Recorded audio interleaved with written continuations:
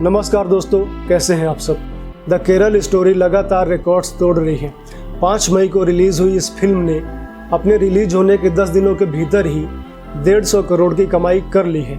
इस तरह यह मूवी 2023 की पहली ऐसी फिल्म बन गई है जो कि जेन्युइनली 100 करोड़ से अधिक की कमाई की है। मैं पठान मूवी की बात नहीं कर रहा हूँ क्योंकि वह पारलौकिक फिल्म है और ये पठान मूवी जो है शुक्र और शनि ग्रह पर भी ताबड़तोड़ कमाई कर रही है। तो मेरे जैसे व्यक्ति जो कि धरती पर रहने वाला है, धरती के बारे में जानकारी रखता है, तो पठान के विषय में कमेंट नहीं कर सकता है। द केरला स्टोरी के बॉक्स ऑफिस कलेक्शन के ब्रेकडाउन की बात करें तो फिल्म ने पहले हफ्ते लगभग 81 करोड़ की कमाई की। उसके बाद दूसरे हफ्ते के पहले 3 दिन शुक्रवार, शनिवार और रविवार को 3 दिनों में ही 50 करोड़ से ऊपर की कमाई कर ली।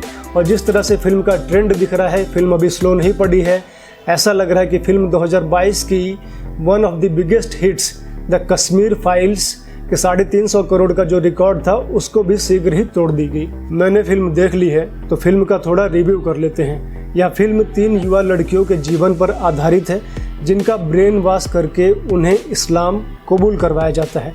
इनमें 2 लड़कियां हिंदू हैं और 1 लड़की क्रिश्चियन है। फिल्म में चौथी लड़की भी है जो कि मुस्लिम है, हिजाब पहनती है और इस मुस्लिम लड़की का बहुत बड़ा हाथ है इन तीनों लड़कियों का जीवन बर्बाद करने में। फिल्म के डायरेक्शन की बात कर ले तो काफ़ी अच्छा डायरेक्शन है, पर फिर भी मुझे कहीं ना कहीं लगता है कि निर्देशक सुदीप्तो सेन का प्रमुख उद्देश्य फिल्म के मैसेज को लेकर था कि फिल्म मैसेज क्या कन्वे करना चाहती, फिल्म आगे कैसे बढ़ेगी, दर्शकों से जुड़ाव कैसे होगा, इस पर कुछ कम ध्यान दिया गया। और मुझे यह भी लगता है कि स्टोरी राइटिंग में कहीं ना कहीं थोड़ी सी कमी झलकती है। परंतु जो फिल्म का मैसेज जो सुदीप्तो सेन देना चाहते थे वो स्पॉट ऑन है, जिसके कारण समाज में कई हिंदू लड़कियों ने मुस्लिम लड़कों से ब्रेकअप भी कर लिया है इस मूवी को देखने के बाद। परंतु अभी भी कुछ लोग ऐसे भी हैं जिन्हें लगता है कि उनका अब्दुल ऐसा नहीं है, और जिन्हें ऐसा लगता है कि उनका अब्दुल ऐसा नहीं है उनमें से ही एक हैं देवलीना भट्टाचार्य जी, जिन्हें आप लोग गोपी बहू के नाम से भी जानते होंगे, जिन्होंने पिछले वर्ष ही दिसंबर में अपने जिम ट्रेनर शहनवाज शेख से शादी की। फिल्म के मैसेज की बात करें तो यह बहुत स्पष्ट है। फिल्म में 3 लड़कियां हैं, शालिनी, गीतांजलि और निमाह। शालिनी और गीतांजलि हिंदू हैं जबकि निमाह क्रिश्चियन है। शालिनी और गीतांजलि को अपने धर्म के बारे में बहुत ज्ञान नहीं रहता है, जिससे वह लोग बहुत सरलता से आसिफा के जाल में फंस जाती हैं। आसिफा उनकी हॉस्टल रूममेट भी होती है। शालिनी और गीतांजलि मुस्लिम लड़कों के प्रेम में पड़ जाती हैं और प्रेम में पड़ने के बाद प्रेम में पागल भी हो जाती हैं। और इस दौरान शालिनी प्रेग्नेंट हो जाती है और प्रेग्नेंट होने के बाद लड़कियों के लिए कई सारे दरवाजे बंद हो जाते हैं और अपने बच्चे के खातिर शालिनी को इस्लाम कबूल करना पड़ता है। उसके बाद शालिनी जाती है अफ़गानिस्तान, जो कि उसे सपने दिखाए गए थे कि अफ़गानिस्तान, सीरिया, अल्लाह का स्वर्ग, इस्लाम का जो जन्नत होता है वही अफ़गानिस्तान, सीरिया शालिनी जाती है और वहाँ पे एक सेक्स स्लेव बन के रह जाती है। दूसरी किरदार है गीतांजलि। वह प्रेग्नेंट तो नहीं होती है क्योंकि उसका मुस्लिम बॉयफ्रेंड नपुंसक निकलता है। गीतांजलि को शीघ्र ही इस ट्रैप के बारे में पता चल जाता है कि कैसे आसिफा और उनके मुस्लिम बॉयफ्रेंड सब लोग मिलकर एक जाल बिछा रहे हैं इनको फंसाने के लिए। तो वो इस जाल से बाहर निकलने का प्रयास करती है, लेकिन जो उसका मुस्लिम बॉयफ्रेंड होता है वो उसकी प्राइवेट वीडियोज़, उसकी सीक्रेट वीडियोस को सार्वजनिक कर देता है, वायरल कर देता है और गीतांजलि के परिवार वालों पे हमला किया जाता है। गीतांजलि के घर को जला दिया जाता है, जिससे दुखी होकर गीतांजलि सुसाइड कर लेती है। तीसरी कैरेक्टर है निमाह, जो कि क्रिश्चियन है, अपने धर्म के प्रति जागरूक भी है, इसीलिए वह इस ट्रैप में नहीं फंसती है, परंतु उसे धोखे से ड्रग्स देके उसका गैंगरेप किया जाता है। तो ये 3 लड़कियों की कहानी इस फिल्म में दिखाई गई है और फिल्म का संदेश यही है कि अब्दुल कोई भी हो, सभी अब्दुल एक जैसे होते हैं, उनसे 100 मीटर की दूरी बना के रखें। यह एक संक्रामक बीमारी है, इससे बचना बहुत आवश्यक है और अपने धर्म और संस्कृति के बारे में जानें और उन्हें पढ़ें। अब आते हैं इस फिल्म के विरोध पे। तो विरोध तो हर बात का होता है, छोटी छोटी बातों का भी विरोध होता है, क्योंकि सत्य सुनने की क्षमता बहुत कम लोगों में होती है, मतलब दुर्लभ ही होती है कि कोई सत्य सुने और उसे क्रोध ना आए और उसका विरोध ना करे और उसे अच्छा लगे। सत्य किसी को अच्छा भी नहीं लगता क्योंकि वो कड़वा होता है। हम किसी 45 साल की महिला को भी आंटी बोल दें तो उसे बुरा लग जाता है। मेरी तो अभी शादी भी नहीं हुई, अभी मेरी एंगेजमेंट हुई है तो आप मुझे आंटी बोल रही। किसी टकले को टकला बोल दें तो टकले को बुरा लग जाता है वो टकला ही, लेकिन आप उसे टकले को टकला नहीं कह सकते, उसे बुरा लग जाएगा। और कई बार ऐसी भी स्थिति हो जाती है कि लड़ाई जैसी स्थिति उत्पन्न हो जाती है, क्योंकि सब व्यक्ति, सभी मनुष्य जो हैं अपने इमेज के प्रति सेंसिटिव होते हैं। तो यहाँ तो इस फिल्म में ISIS और उनके जिहादी इकोसिस्टम की पूरी कलई खोल के रख दी गई है। तो उनको और उनके पैसे पे पलने वाले लोगों को बुरा तो लगेगा ही, क्योंकि सच्चाई सब लोग देख नहीं सकते। सच्चाई से कई लोगों को एलर्जी होती है। सच्चाई 3 प्रकार के लोगों को नहीं दिखती है। पहला, गांधारी टाइप के लोग। यह लोग बहुत ही डेंजरस, बहुत ही खतरनाक होते हैं। उन्हें पता सब कुछ होता है, सब कुछ दिखता है, परंतु ये फिर भी आंखें बंद करके रहते हैं। गांधारी को दुर्योधन के पापों का पता था, परंतु फिर भी उसने आंखों पे पट्टी बांध रखी थी। गांधारी चाहती तो वो देख भी सकती थी क्या हो रहा है साम्राज्य में, परंतु उन्होंने पट्टी बांधे रखना आवश्यक समझा। ये लोग जो हैं, जो फिल्म का विरोध कर रहे हैं, ये गांधारी टाइप के वो लोग हैं जो जिहादी हैं, जो उस इकोसिस्टम का अंग हैं, जो मुस्लिम्स हैं, वो इसका विरोध कर रहे हैं। क्योंकि भाई फिल्म जो है उन्हीं को एक्सपोज कर रही है, ISIS को एक्सपोज कर रही है, जिहादियों को एक्सपोज कर रही है, तो वो इसका विरोध करेंगे ही। और दूसरे टाइप के वो लोग होते हैं जो अपने मालिक के गुलाम होते हैं, जैसे कि द्रोणाचार्य और भीष्म पितामह। ये अपने मालिक के विरुद्ध आवाज़ उठाने का साहस नहीं कर पाते हैं। आज के समय में कुछ पत्रकार, कुछ ब्यूरोक्रेट्स, कुछ नेता ऐसे हैं जो इन जिहादियों के टुकड़ों पे पल रहे हैं।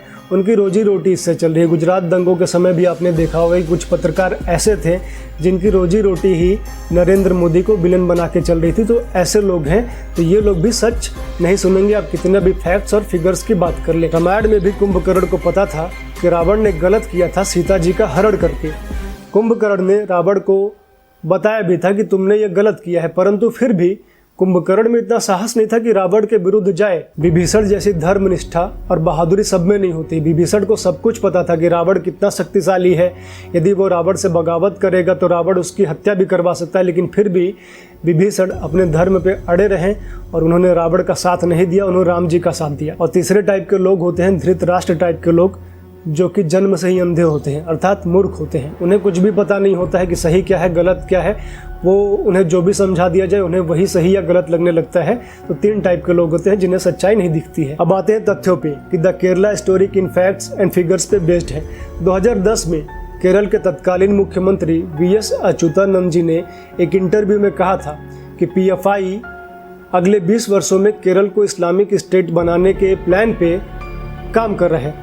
VS अच्युतानंद CPIM से आते थे, जो कि एक वामपंथी संगठन है, वामपंथी पार्टी है, जो कि तथाकथित सेकुलर यह भी आरोप नहीं लगा सकते हैं कि वो RSS के थे, वो तो हिंदू मुस्लिम करते हैं। मुख्यमंत्री होते हुए उनके पास इंटेलिजेंस एजेंसीज की रिपोर्ट होगी जिसके आधार पर उन्होंने यह बातें कही थी। उसके 2 वर्ष बाद 2012 में केरल के तत्कालीन मुख्यमंत्री वुमेन चंडी, जो कि कांग्रेस पार्टी से आते थे, उन्होंने विधानसभा में यह बात बताई थी किस प्रकार 6 वर्षों में लगभग 3 से 4 हजार क्रिश्चियन और हिंदू लड़कियों का ब्रेन वॉश करके धर्मांतरण कराया गया है।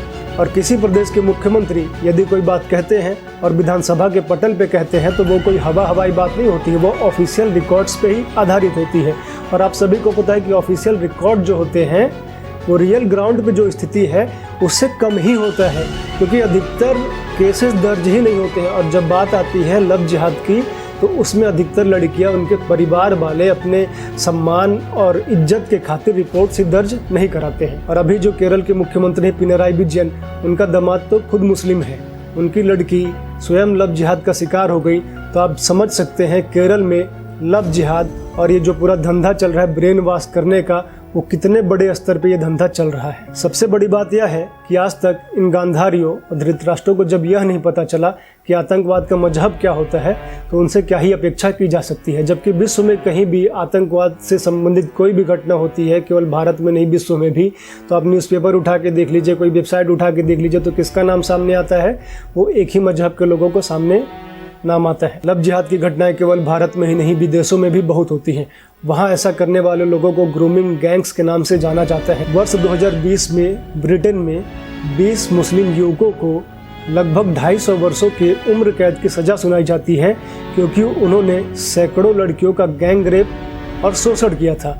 और इन पीड़ित लड़कियों में कुछ लड़कियां ऐसी भी थीं जिनकी आयु मात्र 11 वर्ष थी। सारे के सारे दोषी मुस्लिम थे और सारी की सारी जो पीड़ित लड़कियां थीं वो गोरी लड़कियां थीं और गैर मुस्लिम लड़कियां। 2021 में उत्तर प्रदेश पुलिस ने दिल्ली के जामिया नगर से मोहम्मद उमर गौतम को गिरफ्तार किया, जिसने अकेले 1000 से अधिक बच्चों और महिलाओं का धर्मांतरण कराया था। उसके निशाने पर मुख्यतः दिव्यांग बच्चे होते थे जो देख और सुन नहीं सकते थे। हादिया उर्फ अखिला अशोकन का केस तो आप सभी को याद ही होगा कि किस प्रकार इस छोटी सी बच्ची का ब्रेन वॉश करके इसको मुस्लिम बना के फिर इसकी शादी मुस्लिम से करा देते हैं।